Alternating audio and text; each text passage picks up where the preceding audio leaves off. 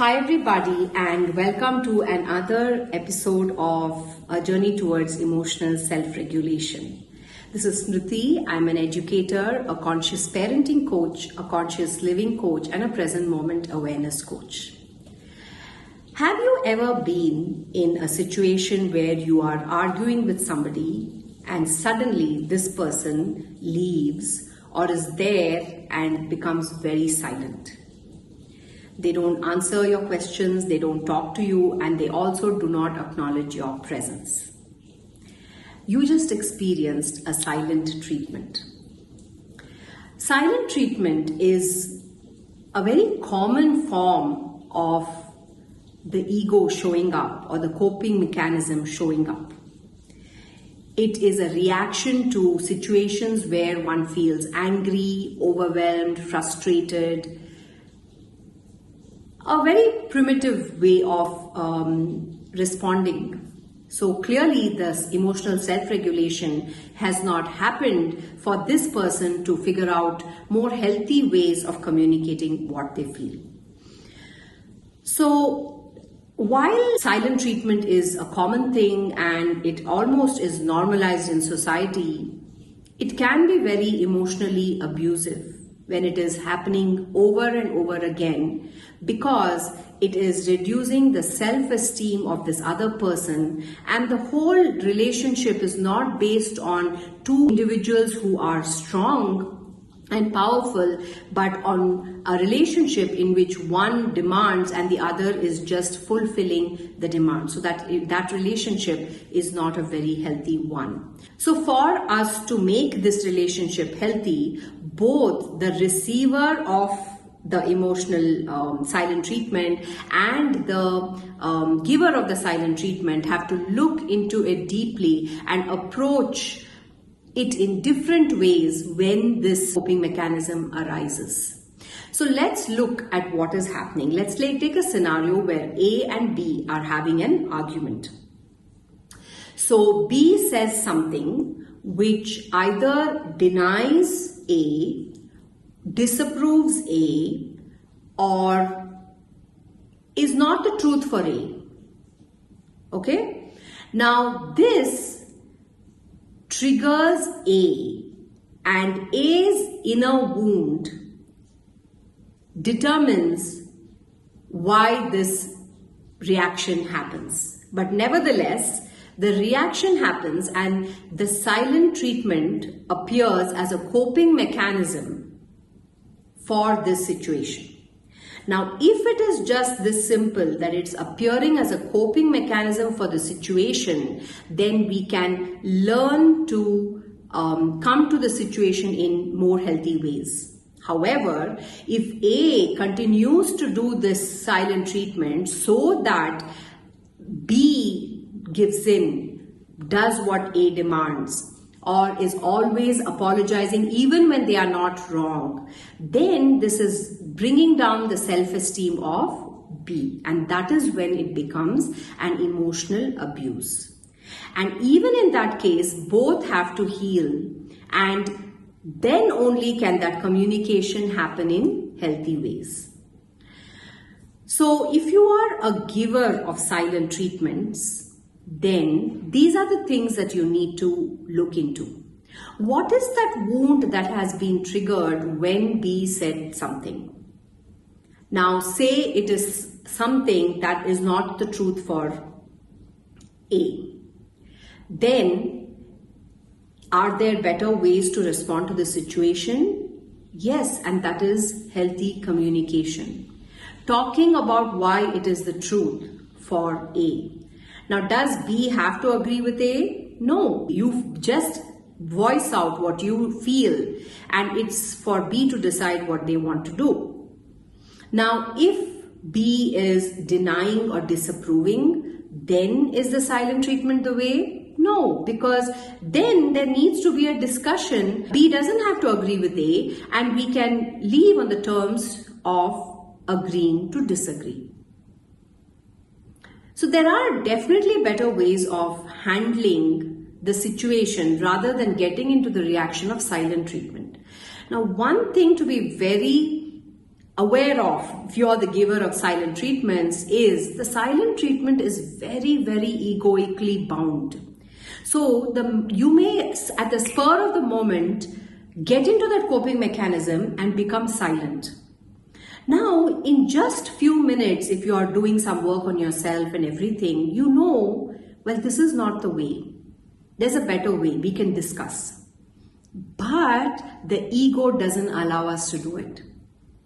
Since we started it, we keep on pulling it, and we want the other person to be the one approaching. So it becomes a egoic game, a power play. It's very hard to get out of it. So the awareness that the ego has taken over is extremely important. So even if you snap into the silent treatment, can you come back into the conversation as quickly as you can? Can you see what wound has it touched, and let's heal that wound. Now you may need time, quiet time for healing this wound. Then communicating that this just hurt me and I need to take care of this part of me that's hurt. I'll come back to you and talk to you when I'm ready.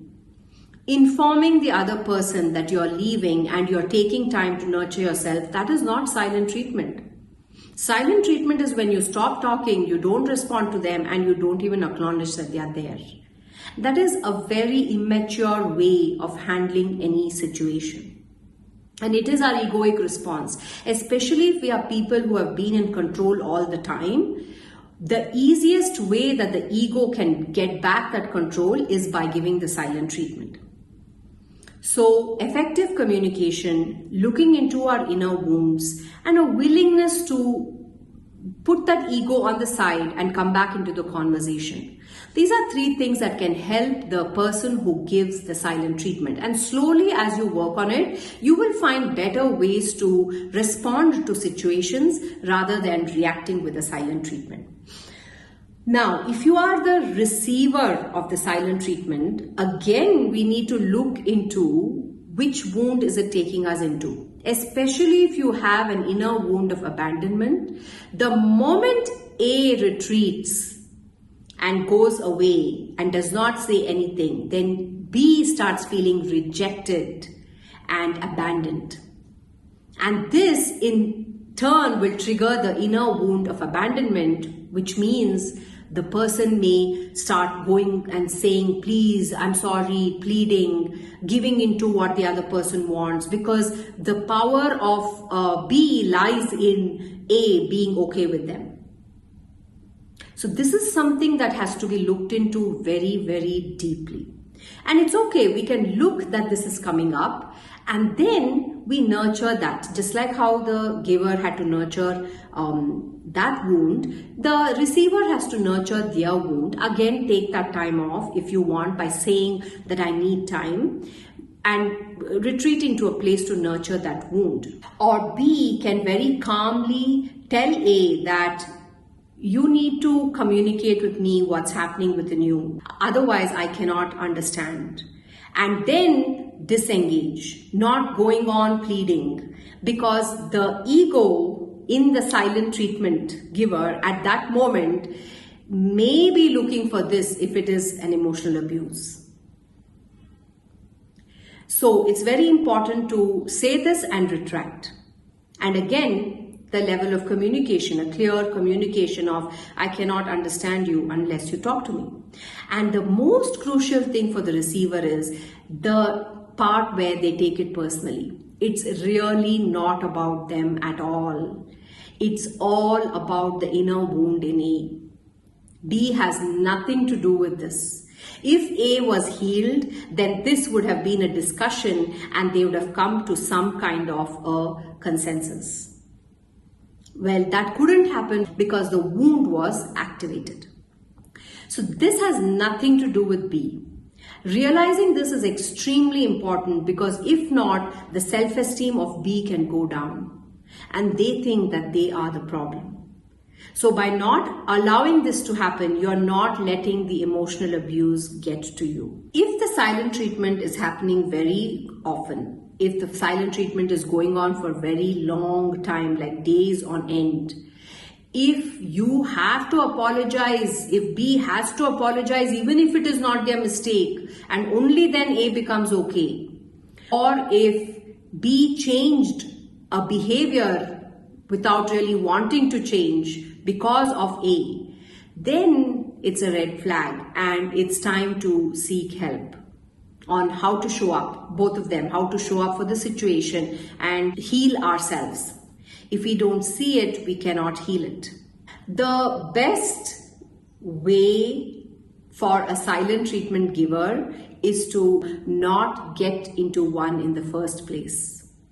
There are many other ways we can communicate our differences, disapprovals, and learn to allow people to say what they want while we say what we want. So the next time you are on the giving end or the receiving end of the silent treatment, remember the egoic game has begun. The power play has begun. Do you want to get into it or do you want to opt out? That's your choice. Thank you for listening. And if you liked what you just heard, consider sharing it with your friends. You could follow me at Smriti Gopal on Instagram and find out more about the work I do at formativeage.in and equanimouscoaching.com. So until we meet again, stay present and alive to emotional discoveries. Thank you and bye-bye.